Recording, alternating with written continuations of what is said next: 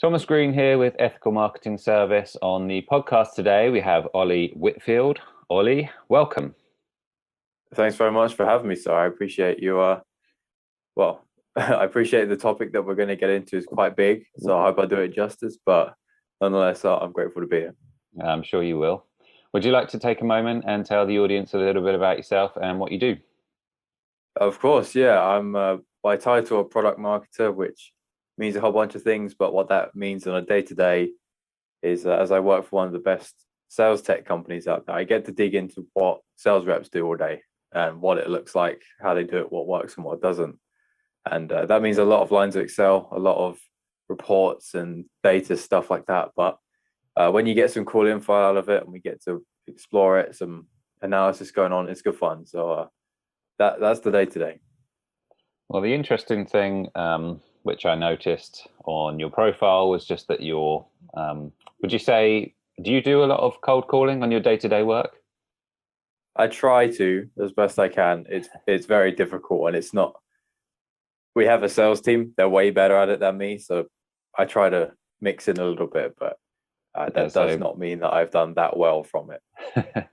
Well, the topic of conversation today is cold calling, and I thought it was an interesting one just because if you've got some skills to share and some insights, I think a lot of people have some hang-ups, that's a pun, over this particular topic. So to ensure we're talking about the same thing, what's your definition of a cold call?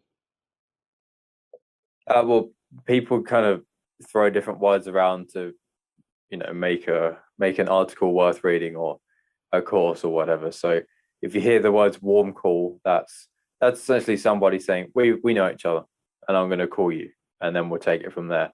But I deem a cold call to be potentially the first point of contact you've ever had with somebody, and maybe you left them a voicemail and they haven't responded. You follow up a few times, basically getting that first point of contact. They're not expecting that phone call. They're not expecting anything on their calendar like a Zoom meeting or anything like that. You're calling their phone, trying to start a conversation. That's what I deem it as. I think that's a pretty good definition to begin with. And I think it would be the main thing that I wanted to get your opinion on up front was, why do you think that people are so scared of cold calling? I'll tell you what, I did an experiment a little while ago to try and see. I did it to see if there was a new market we could focus on. So I thought, well, why would I not just try it to see whether it worked or not, rather than to hypothesize and think about it, send a bunch of emails and see if anything landed. Just give it a go. The main thing that I was a little bit apprehensive about is I just don't want to sit there for a few hours and just get told to go away or get hung up on or get told to F off or whatever. I wasn't really looking forward to that feeling, because it's going to be hard. It's going to be an uphill battle. But once you get rid of that, and if you can sort of box that, compartmentalize it, it's not that bad. I'm not a person who ever wanted to be in sales. I famously said I will never be in sales, and there I was making some cold calls. Honestly, not that bad. It's more of a mental thing, and I think as well, if you're doing it for a longer period of time, maybe you're making a higher volume of calls.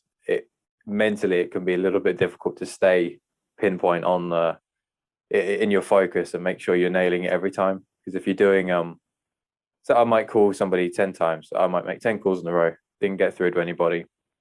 The 11th call I do, if I'm not exactly on it at that point when that 11th person says hello, I just wasted about 20 minutes, and then I have to do another 11 calls.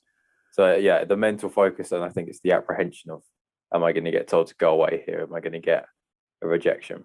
The mental focus part is really interesting because I think it's just normal for anyone to kind of lose concentration during their work. It's like we're all human beings, right? But you make a really good point about that.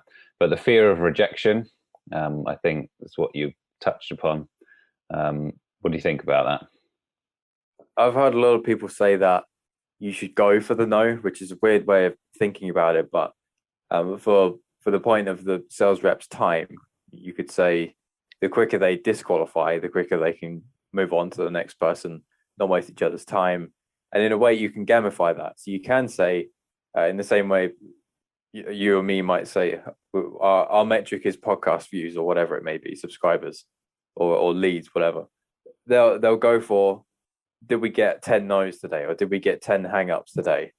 And if you're, especially if you're in a team environment, it's a bit of a camaraderie morale thing. You can say, oh yeah, me and John just got hung up on 10 times, but Sally, she got 12 today. Wow, she's a trooper. She's still going. She's still making some more calls.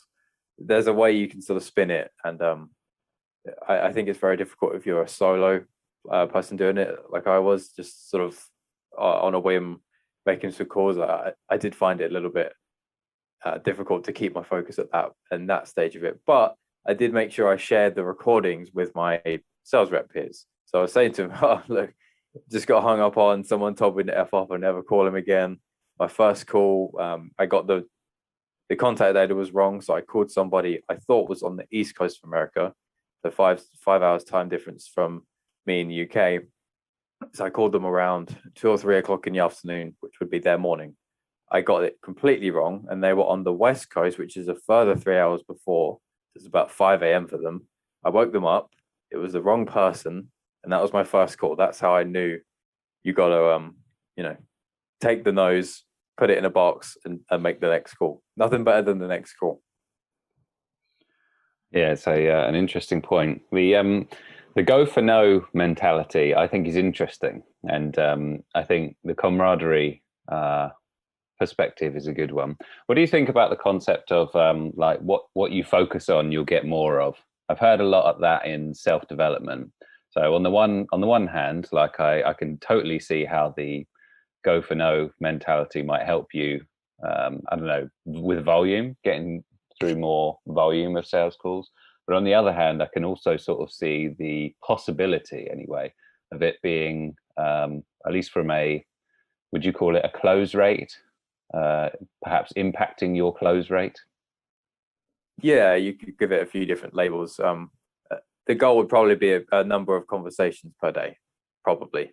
Okay. And if you had a demo of a platform, then maybe you would say a demo book, but most of the time it would be connect, conversation, and demo. Those would be the 3 key things. Okay. So any chance of that being negatively impacted by focusing on the concept of a no? I think it depends. You could use the no as a sort of a deterrent for not wanting to carry on because of the constant no or the hang-ups. But if I think I see what you're saying. The envisioning of the goal happening and it sort of comes to life because you've envisioned it so much. That was what I was going for. So in my experiment, you could say, I really wanted to bring home a demo. I just really wanted to say, guys, look, I got a demo. I've never done this in my life. I got a demo. How cool is that? I really wanted to get that. Didn't happen, but excuse me. But that was my constant goal throughout. That was my sort of North Star. And I did get to a few occasions where I asked the question and it wasn't the right timing and stuff like that. So in my mind, I got between the goal posts. I didn't score the goal, but for a novice, I was happy with that as a first attempt. And if I didn't have that North Star of I want the demo because that's what I'm going for, I would not have asked. Really, I was doing market research. Really, I was trying to understand this new market. It was legal professionals. I've never dealt with legal people in my life. I don't really understand the language, don't know what their life is like.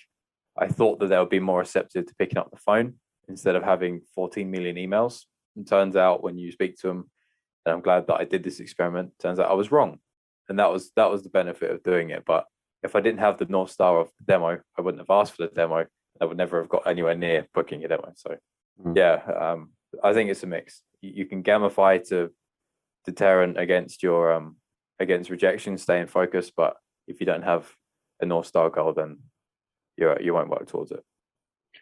So for someone who, let's say they've never tried cold calling before, and they're considering, let's say, pitching their services, how much would you say you should focus on, for example, a free giveaway like a demo versus just the concept of selling your services in terms of the success rate that they would have?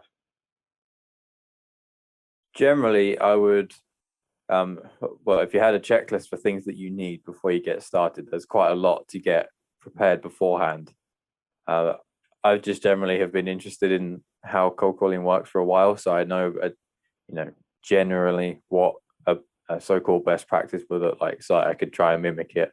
And as it happened, I knew a couple of people that were doing cold calls live on Twitch for some reason or another, so I watched them for 20 minutes and I worked out what they were trying to do. So yes, I aimed for a demo. That was what I wanted to achieve at the end of the call if it was the right action. The main objective throughout the rest of the calls, what I tried to do, I wanted to understand whether it was worth having another conversation, because if I'm calling, I'm trying to remember how many people I get. I had 180 people that I downloaded from our contact data tool. I put them into my VanillaSoft account, which is my company. And I went through them in the order that they were there. So I kept calling, no answer, next person, no answer, next person, so on. When I got through to somebody, I basically wanted to have that initial conversation of, based on what I think I know about your job, your market, your company specifically. Can you tell me if that's true? Are you the person for that? Is it somebody else? Have I misunderstood? Can you help me in that sense? Because what I really wanted to know is my assumption correct at all? And if so, can we talk about it? Is it worth talking about? Is it a big enough deal to you that we should carry on talking about this maybe another time, maybe a scheduled 15, 20-minute on Zoom, where we get to know the problem a bit more, we explore it. And that's when the sort of solution-based sell happens. That's when I really want to do is this worth a demo? So really my goal throughout the whole thing was understand if I think we're mutually trying to do the same thing, trying to solve the same goal, then we can talk again. But apart from that, I just tried to keep it as quick to the know as I could. So, are you experiencing ABC? If you're not, don't worry, it's okay. But apart from that, if they were, then we went from there. I'm not sure if I answered the question at all there, but I think you did. I think even if you are wanting to sell your services as an outcome, you still don't go for that on the initial call. You're kind of doing it over a few steps rather than trying to get a sale on the initial one. The main blocker, I'd say, is the credibility. They're, depending on who it is, they may well have had a bunch of calls that same day, and it's, even if it's the perfect timing, which is a slim fit, even if it's the right amount of money, which it may or may not be, even if it's the right person that you're calling before they've signed a contract, before they're looking, if they can get it over the line with their boss, there's still, why the hell do I trust this guy that's just called me out of nowhere? Because most of those calls are garbage. They're, you know the ones where it's the tax office apparently is pursuing me because I haven't done whatever it is, and it's a scam. I get window insurance. Have I had a car accident recently? And then me calling, and you think, just, yeah, whatever. It's the credibility thing that I think is the biggest problem for that. Yeah, it's the know, like, and trust thing. You need a bit of time to build that up. But you did mention the list of people that you're calling. So, I mean, because we, in theory, wouldn't know those people that you're outbound calling, how would you, and again, if this is someone who hasn't done it before, how would you recommend to start with those people that you're calling? So how we could get that list? Yeah. There's a bunch of tools for it. It really depends on what how you see yourself going about this. So if you're just dipping your toe in the water, you want to give it a test, see what happens, see if you, point blank, if you've never done it before, see if you can make it viable. Because like me, if you've not done it before, you won't be booking 20 phone calls for yourself that same week. You won't be closing 4 customers out of it. It's just not how it works. It's much more of a slow play, and once you get better at it, you can tweak and improve. So depending on that, most companies in my world, they go for there's ones called Zoom Info, there's others. My company has our own version, AutoClose. They tend to be quite expensive and wanting you to sign a long-term contract, which is kind of the problem. if you're a fully fledged sales team and you've got like 3 or 4 people whose job it is to do that all day, absolutely. But if you're a small time company, maybe this is your first attempt, you need to find another way. And maybe you're even better off trying to enrich your own email list because you already know something about these people and they kind of already know you. And at that point as well, it's less of a stark cold call. It still is a cold call, but at least they may have seen something of you. And when you say, hi, my name's Ollie from VanillaSoft, there's a small amount of resonation going on there. So that's probably a better way to start in general. But what most people do is you can go to a tool, and it's one of those where if they scrape LinkedIn or however they get the data, there is millions upon millions upon millions of people, and they can filter. I want United States, I want New York, Connecticut, and Rhode Island. I want IT manager and IT director and head of IT only, no other titles. I want, if they have Salesforce, you can get that. I want verified email addresses, not ones that might bounce if I send an email. I want mobile phone numbers and headquarters numbers. You can get extremely detailed in what you want. It depends on what kind of where you're coming from and how you see yourself going about it. Evidently, you don't want that if it's your first time and you're going to do a week. So what are some of those tools, did you say? So the bigger ones are the Zoom infos. There's a bunch of them. Probably smaller business focus, I would look at autoclose.com. That's a bit more try before you buy style. There's a bit more of a flexibility about that. Most vendors will want to have a longer term contract. So it's a case of be ready if you're going to look at them. It's not a bad thing. They will want you to sign a year or 2 contract. It's not a bad thing. It's just how they work. But it's tough to get started with that if you're a smaller business, I'll be honest. Well, it does segue slightly into my next question, which is about sample size. So I think that some people who, let's say, are attempting to use cold calling as a way or means of getting new clients might not give it enough time or enough volume before making their conclusion. So how many either calls or conversations would you want to have before ruling it out as a media that you would want to use for acquisition of clients? Our stats at VanillaSoft, I believe it's around 120 million cold calls made. And I don't think people can do that on their own. No, you can't. It takes a long time. There was so much data, we had to outsource it to a local college in America to help us break it down. So from all of that over a period of years and years and years, what they deemed is roughly on average 12 times you should outreach to somebody and then you get an engagement. So I could email you, hey, can I come on your podcast? Ignore. I can call you. Didn't get an answer. You were out walking the dog. And it can happen so many times. And roughly when you get to 10 to 12, that's when you get through to somebody. So at that point, then you reverse engineer, okay, well, how many people am I able to reach out to per day? How much bandwidth do I have? Is it going to be 1 hour in a block? Is it going to be 2 hours? I would not be going for 4, 5, 6, up to 8 hours. I would not do that. You will not remain focused. You will do nothing. You'll achieve not too much more than what someone could do in 2 or 3 hours. So calendar blocking obviously is very important. From that, so maybe you start off and you think, I could probably do 30 to 50 dials an hour, roughly, if that's what you're doing. And you're not writing an email from fresh every time that you get a voicemail, for example. Then you know, okay, I'm going to do maybe 50 dials a day. If I have, let's say, 250 contacts, that's only 1 touch per person per week, I think, if I did my maths correctly. So then you're talking about 11 weeks before you might get a proper engagement rate from everybody. So then, you know, that's obviously too much. You need to dial it right back down.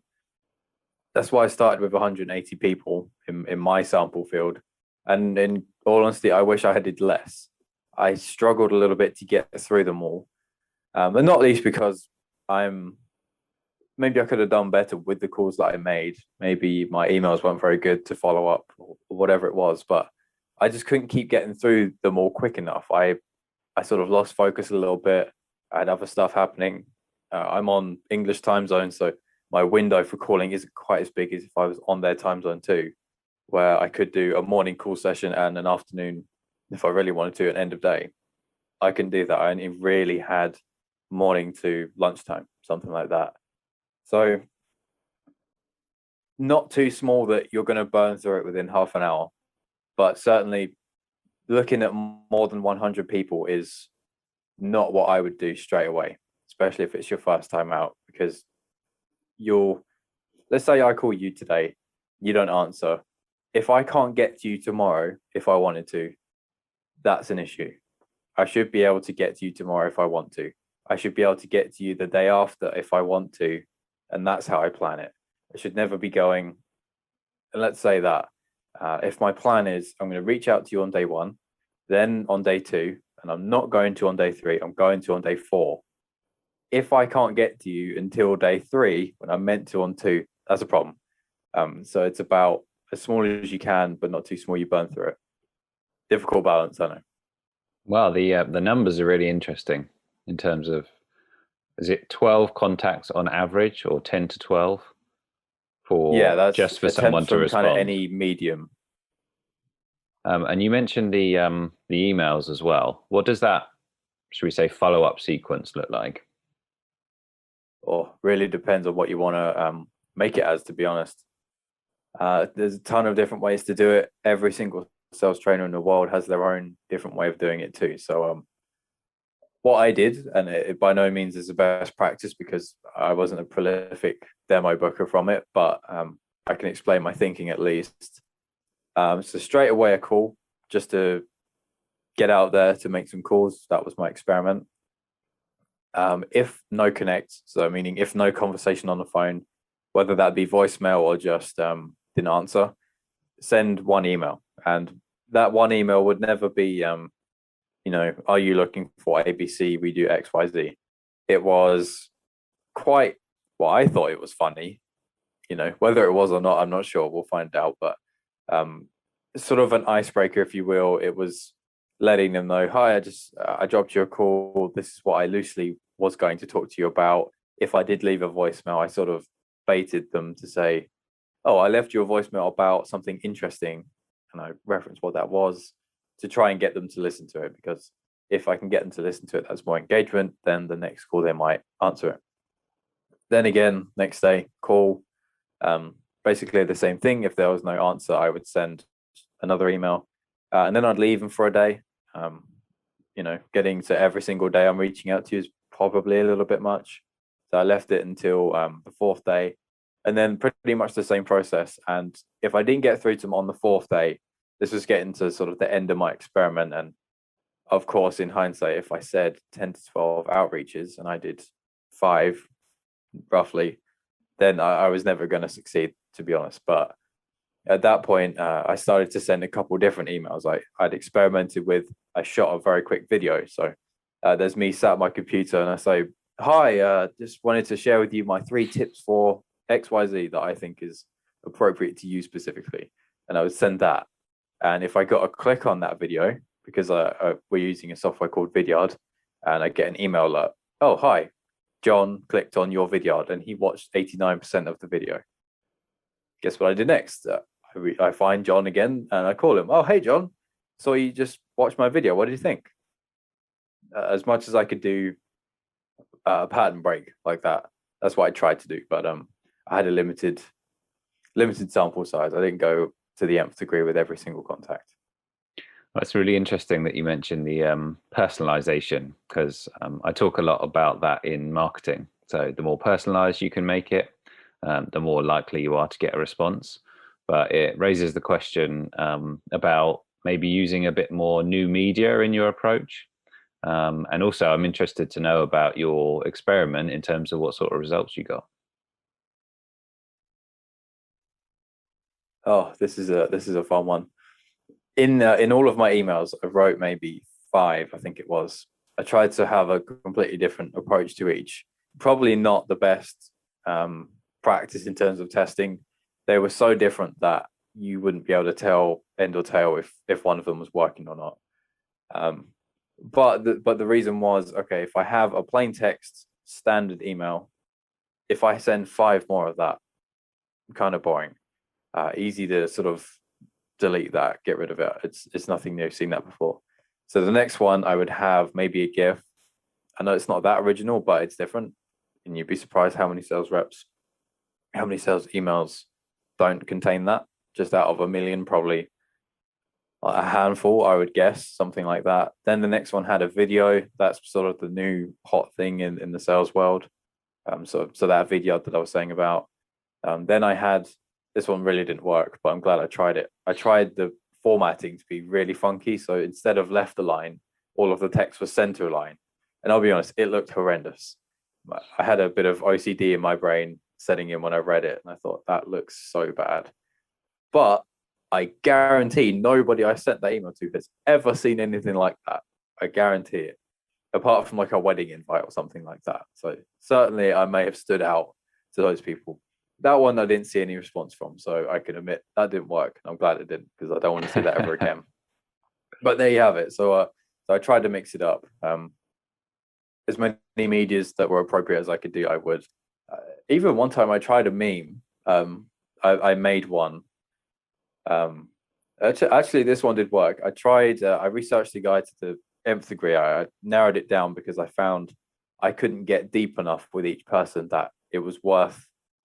Well, I just couldn't make it resonate for everybody. So I tried to go the opposite approach. I had a very small sample size, a handful of people, and I researched them down to the ground. One guy actually, he was on an album with the Beatles, and I'm like, wow, how have I just stumbled across this?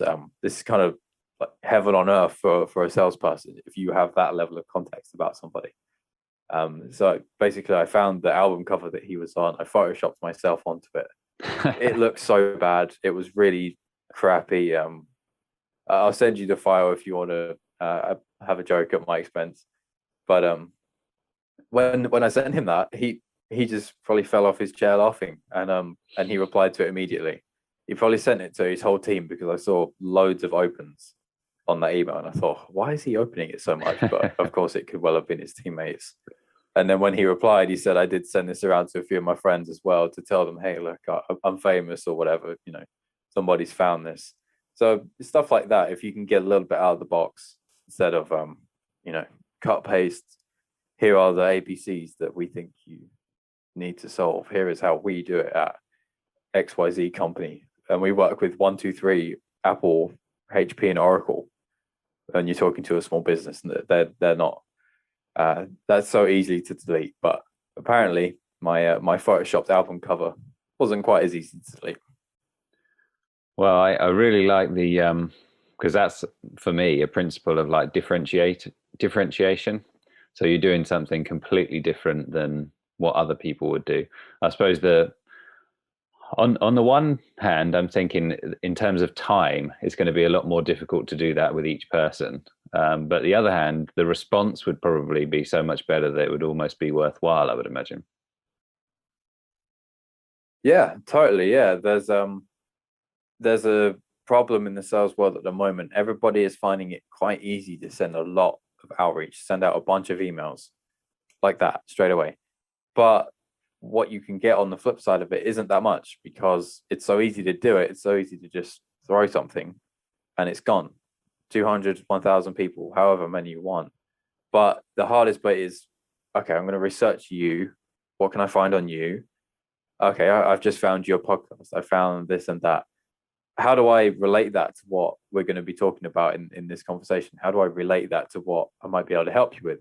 How do I relate that to a pain or a challenge or a goal, whatever it is that I think I can help you with in your life? That's kind of the hardest bit. There's activity numbers. We sort of get hung up on I call it the hustle porn. We say, oh, look, you made 300 dials today. I sent 290 emails. I had 17 Zoom calls today. And you think, wow, you're amazing. Great. But in reality, if you send, let's say you did that 300 dials, probably on the connect rate, 20 people actually picked up. It could be, give or take, could be more. Maybe if you had the conversion rate that some people get, you could have, I'm trying to reverse engineer, you could have had 3 or 4 positive outcomes from those calls because of the reverse engineering it. So really what you're saying is you got 3 positive outcomes. Okay, that's not good or bad. That's fine. Could you have gotten that if you did a tenth of the amount of work? Because that's a lot of wheel spinning. If you did 300 and you got 3, could you have done that if you did 30 to get 3 and just done it a completely different way? Yes, you absolutely can. And I'm all for that, really. It doesn't mean that you have to sit there at the phone all day and make 4,000 dials, because it's going to be really hard work and you'll burn through a lot of people.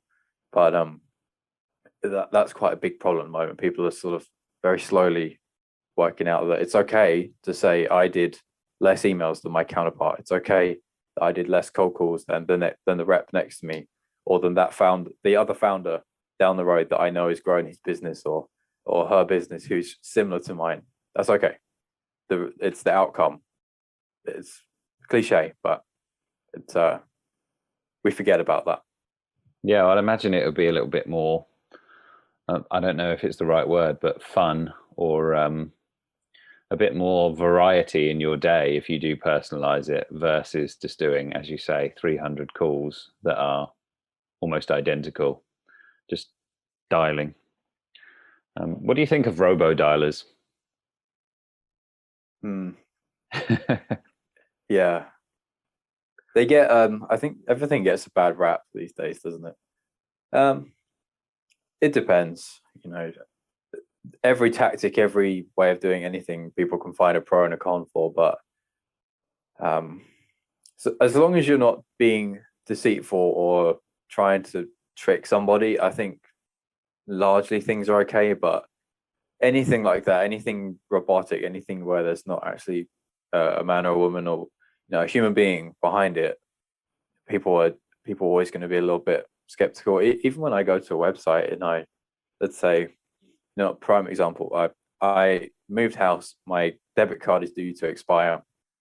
I didn't update my address. I thought, oh no, I'm not going to have a card for a while. I need to call the bank.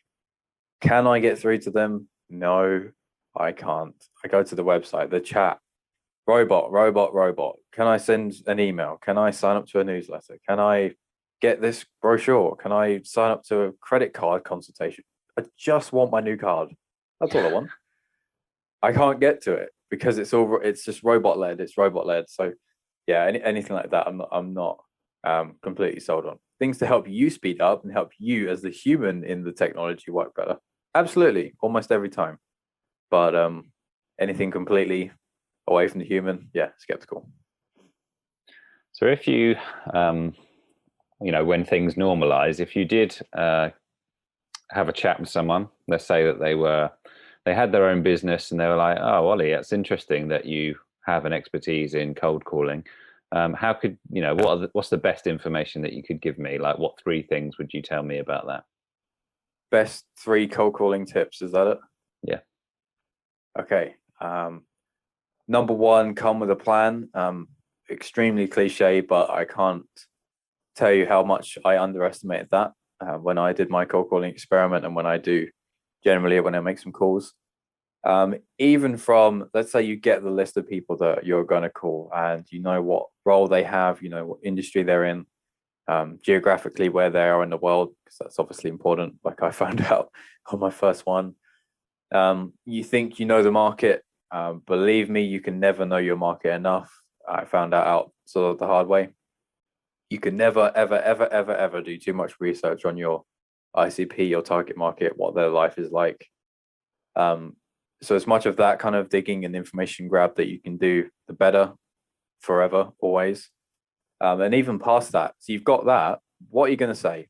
That's sort of the hardest bit, building that script. And what I tried to do in mine, because I was calling Americans, I tried to leverage the fact that I was different. So I'm an English guy calling them from somewhere they're probably not going to get called from too often. So in the introduction, and having read quite a lot about it to work out what was a good practice, I wanted to know, well, do I say, hi, my name is A from B? Are you X? Is this your name? Are you the right person? Whatever. Or should you say, how are you doing? Or is now a bad time? There's a whole bunch of ways you could approach it. Knowing all of that still takes a lot of time to write the script. And even if you do get through it perfectly, which happens once in a blue moon, there'll be rebuttal, there'll be different flows of conversation, there'll be different questions that they might have. And then you got to practice it. I mean, there's a lot of prep time that goes into being ready, I would say. There's nothing like failing fast and sort of making a call and it goes wrong and you learn from it. Nothing like that. But if you want to hit the ground running, the prep time is considerable. Doesn't mean you can't make it quicker, but it is considerable. So that would be one. Two is the contact data. Obviously, if you're going to spend time doing this, it's got to be very accurate. You don't want anything less than a good 90-something% accuracy on the phone numbers. It's sort of a human resource expensive practice, but the results can be great. They will not be great if you've got every 3 people is a dead number, or it's some random company somewhere else. Kind of obvious, but you would be surprised how much that becomes a problem and how widespread that problem is. Number 3, I would say your approach and your own discipline to it. It is difficult to sit there and make calls. The overwhelming feeling I had once I'd finished on that Friday afternoon of the end of my experiment, I thought, my gosh, hats off to our sales team. That's hard. It's really difficult. I respect them so much when I hear, and it's easy to say as a marketer myself. I listen to some of the calls and I think, why are they saying that? Or the prospect clearly isn't interested. I mean, why are they bothering at this point in this conversation? But after doing it for so many calls, you think, dude, yeah, hats off to them. So expecting not so much, compartmentalizing any rejections and stuff like that you will get. You absolutely will get. You will get hung up on, and you'll think, wow, that was crazy. But why did that happen? That was so rude. Nothing better you can do than just hit on the next call. Absolutely nothing better. It takes your mind straight out of that was bad and into I'm getting ready for my next one. So keeping your mind in that prime state to carry on to the next one. Harder said than done, but that's probably the most important part of it. Well, it takes me to my next question, which is there a high turnover of staff for people who are doing that job? I think it can depend on what the working environment is. So our team, so VanillaSoft does this. This is what my company sells as a software. So of course we use it. We have a sales team. I believe it's 7 people. Relatively low churn rate, you could say. That it's all behavior driven. So if you're sat in a call center and you're handling hundreds of phone calls a day, then yeah, it becomes more of the people are a commodity, the sort of battery chickens in a way. If you're doing vast volume of calls and with that comes the low quality of data, the angry people who are upset that you wasted their time because you've got bad data, and it's your job to hammer through that on the off chance that you might get someone who's willing to entertain your call. That's when that happens. For any B2B sales team, probably not. They're charged with finding a deal. So not necessarily here is a list and you're going to get through it.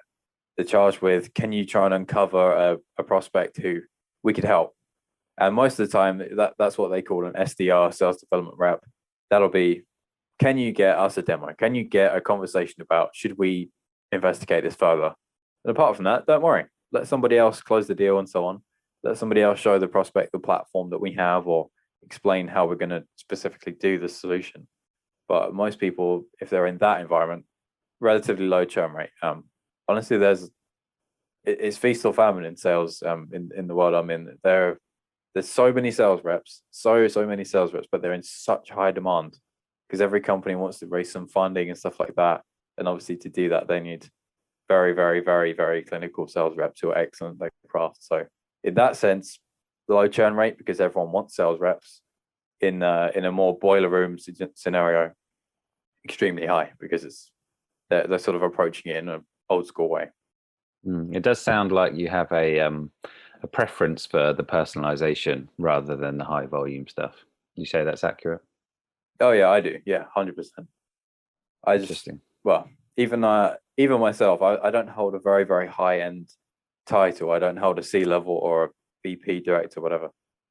Anybody with that kind of title, especially if you work at a bigger company, you can attract a lot of outreach every single day. Even myself, I get, probably because I have marketing in my title, I get loads and loads and loads of emails about contact data. Can I buy this list? Do I want this list of people who use X? No, I don't, because we have it. We sell that, but I still get that, and you can imagine quickly how many of those I get, and you might get, and everybody in the world can get, if they're just all the same. It's very, very, very, very easy to turn off and to not pay any attention. The second some goofball sends you a screenshot of himself on your album cover, you might be interested. Might. It's a cool example, and yeah, I'd love to receive that if you're willing to share it. But yeah, I asked you what the tips would be, and the opposite of that is like, what are the biggest mistakes? So other than maybe not personalizing, what are the biggest mistakes of cold calling? Okay, so technically, if you're going to have a bad list, obviously nobody wants that, but not being thorough with your list prep. If you're going to go into it with contact data missing and stuff like that, it's going to be really, really hard for you to just succeed point blank.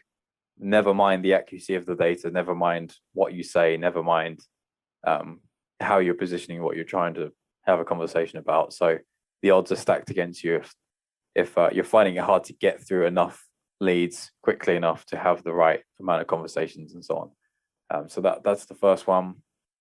Second way to go wrong. Not putting your best foot forward when you open the call. That's probably the equivalent to an article headline for a blog post or something like that. Or what's it called on a newspaper? Obviously, the front page on a newspaper. Brain is missing the word for it right now. But if you start off by saying, "Hi, is now a bad time?" I can easily say, "Yeah, bad time," and the phone call is ended. Or "Hi, how are you?" I give an opportunity to say, who is this? What do you mean? How are you? Who are you? So in as best sense as you can, nailing that first 10 words, you could say, like an email subject line. If it's not kind of intriguing, if it's not relevant to that person quick enough that they think, I will entertain this in any way, waste of time. You're going to have to move on. So as best you can, I would urge you to research cold calling intros, and believe me, there are millions and millions of ways that you can do it. Some people say that there's a sort of pattern interrupt, I guess you could say. People say, "Can I have 30 seconds of your time to explain why I'm calling?" That becomes like a commodity. People know that that's coming after time. So then if now the cool thing is to say, "Can I have 27 seconds of your time to tell you why I'm calling?" And that's meant to be better. Well, it might be, but only for a while, and then someone will say 26 seconds, and then someone will say 21. So trying to sort of get an idea of what those things are so that you can have marginal gains, because that's what cold calling is about, marginal little improvements to get more connects, to get more swings of the bat. But just being aware of, is that a complete fad? How can I just have a consistent level of connection with people, whatever that number is, whether it's 1%, 10% of the calls that you make, whatever, consistent connection, and trying to work from there. Last way that people go wrong, doing it from Excel, painful, absolutely painful. I get it if you're a small business owner, if you don't necessarily have infrastructure to go and have loads of technology to go and do it for you. Especially if you're just testing, there's not necessarily a big need to have a huge stack full of stuff. But any way you can get out of Excel, apart from if you're a finance person, I think is a good thing. So you'd be surprised at how many free trials of things that there are. You'd be surprised at how many just outright free tools that there are. Yeah, any way that you can get away from Excel, any way that you can stop picking up the phone and punching in those numbers, because they stopped doing that in the 90s for a lot of people. And I know that it's not necessarily easy to just go and purchase a couple of $100 worth of tools, but there is a way to find something that's like so. So the opposite of that would be like a CRM where you can click call now or something like that. Yeah, maybe if you're a completely small business, get a HubSpot free trial, the HubSpot CRM. I think you can have, it's either unlimited or you can have 200 contacts in it. I forget which one exactly, but that can have email address, name, and phone number in there. And at worst case, if you have to get your phone and I'm looking at the screen and I'm punching in the number and then I call it and then I write down my notes as I'm talking, that's a lot better than Excel, in my mind at least, because then you've got a record of what happened at least. And if you don't have a tool to make it quicker to do the dialing, because that's kind of the problem, it takes one dial, no answer, dial again, no answer, dial again, 3 answers later, still nothing. That's probably 5 minutes, but if you've got a way to make that quicker, you can get through a lot more quicker. So you can get rid of the no's and have more of the yeses. But that's kind of a longer term play. Well, a lot of the stuff that you mentioned, like having the right list and having the right tools, are actually not to do with cold calling, but more to do with the prep and the process, which is really interesting because they impact cold calling so much, right? Yeah. Failure to prep is the quote. Failing to prepare is, I've butchered that, but I think you know what I mean. Yeah, if you're not set up properly, then it's going to be extremely hard. It already is. So never mind if you're a good cold caller or not. No good cold caller can do anything with a crappy list. It's a good point. And are you willing to share what your introduction was on your test?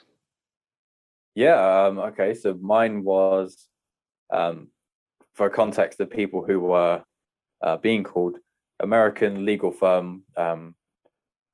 Not heads of sales, they don't necessarily have that as a position, but the commercial, the new business leader in whatever capacity their title was made up. I learned that the titles in that world are quite strange, that you would have a director of business development and they're essentially an account manager, which I didn't really understand. But anyway, so I would say, hi, name, it's Ollie calling, from company name VanillaSoft.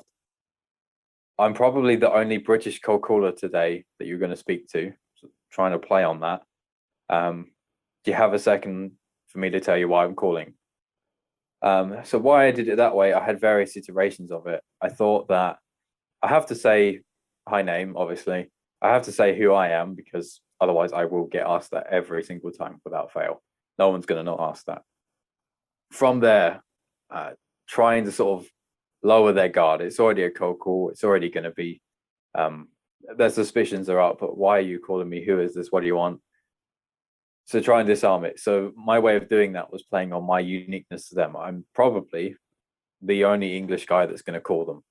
They're going to get called from loads of American people, maybe Canadians, so on, but probably not England, just because it's kind of rare. So if I can make a joke out of it, and honestly, it didn't work every time. It's not going to, but some people said, haha, yeah, I've been to London or whatever. And that was me into a conversation, which is great. That's what you want. Some people would just say, yeah, okay, cool. What do you want? They didn't care for it. But at least I tried to lower the guard a little bit. And then can I have a second to tell you why I'm calling? Again, I tried the whole, can I have 30 seconds? Can I have 20 seconds? Can I have a second? They know that if you say, can I have 30 seconds? It probably won't be 30 seconds in the end. So I just said, can I have some time to tell you why I'm calling? And at that point, it's not, are you interested in a demo of VanillaSoft? Because the answer is a hard no. They have no reason to want that just yet. There's no, are you the right person? Because my job as the caller is to know if they're the right person. So I can't ask that. Then I'm kind of left with, well, what do I ask? How can I uncover something in a conversation? I have to be able to tell them something. I have to be able to deliver that hook. So without just jumping into it and having a 50-second intro, which if you've ever been talked at for 50 seconds on the phone, it's quite a long time, especially if you haven't even said hello yet. It's an invitation for a hang up, isn't it? Yeah. So making the, I forget the words, in plays and stuff like that, in movies, there's intervals between who talks and when, and how often that turn taking changes over. So as best I could, I wanted the early parts of the conversation not to be long. I do not want monologues. You want quick interval changes over of who's talking. So as quickly as you can. Hi, I'm X. I'm from X. I'm the only British cold caller. Sort of, I have to get that in there to make it worth carrying on. Can I tell you? Yes. And then I'm in, and then I try and be as quick as I can. That was what I found to be the best intro that I had. I tried a couple of different ways, but that one worked far and away the best. That's interesting. So, in terms of whether or not people should be doing cold calling, I mean, you've covered a lot of valuable stuff, but it makes me think about how valuable it is to a business. So, providing you've got some of the caveats that you talked about, how much, let's say, scale of 1 to 10, do you think people should be doing cold calling in their business? Um, I think that's a hard question. It depends on what your goal is. Winning new business is not completely dependent on cold calling, especially if you're in a different market where people don't answer the phone. Let's say you're a marketing agency. I have done business development for companies like that. I found LinkedIn and email was sort of better, and not least because I didn't have a cold calling capacity. I didn't know how. I didn't have any technology to make it easier. I didn't have the phone numbers, so I couldn't. But let's say it's a viable option on the table for you.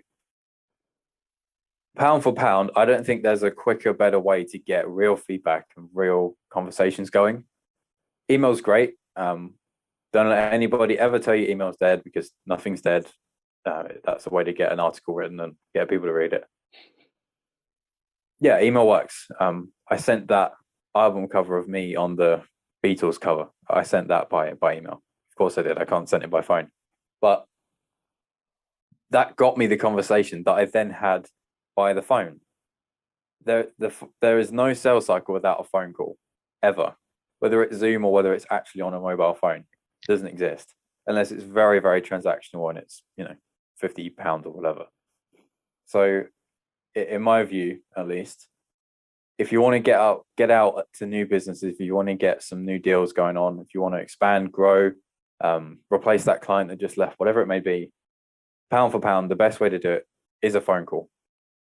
Whether it's you have to make 100 a day for a while, or you have to have a sales rep to do it, whatever it may be, nothing beats the conversation. The email will always be a valuable, viable part of that, but I forget who sent it. Maybe it was HubSpot.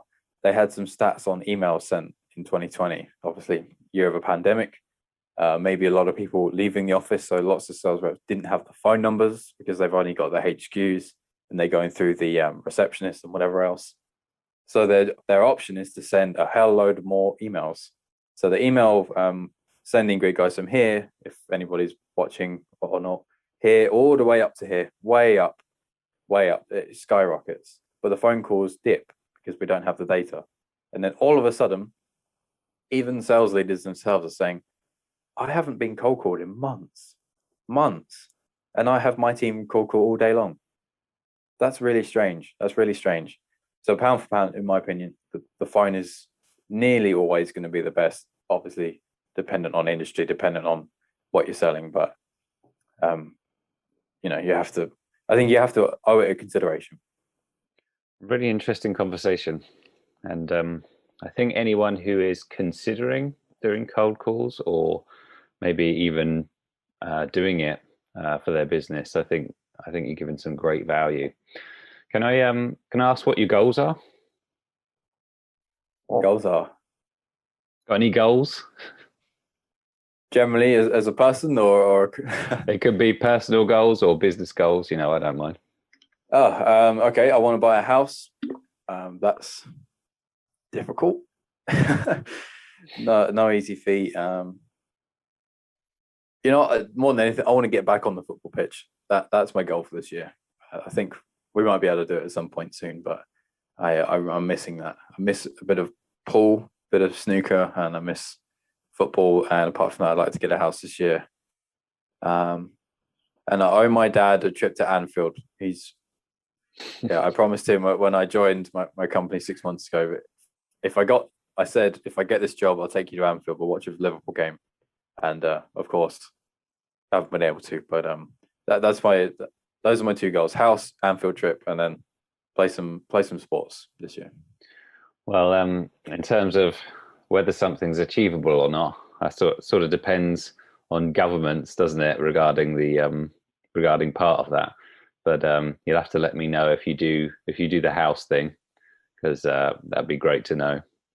But Ollie Whitfield, where is the best place for people to find you? Luckily, I have a bit of a strange name. So if you type my name into LinkedIn, you'll probably find me. I have a yellowy orange background. That's how you know it's me on my profile picture. Sadly, on Twitter, there's another guy who's got my name as his handle. So I have to have an underscore at the end of my name. I want that guy's handle. So if he's listening somehow or another, please let's swap. But normally I spend most of the time on LinkedIn. I hate Facebook. I'm all about LinkedIn. So that's what everybody says, but that's where I spend my time. Okay. Well, thank you again for all the value. I think it's been great. And I will speak to you soon. Thanks very much for having me. I appreciate the time.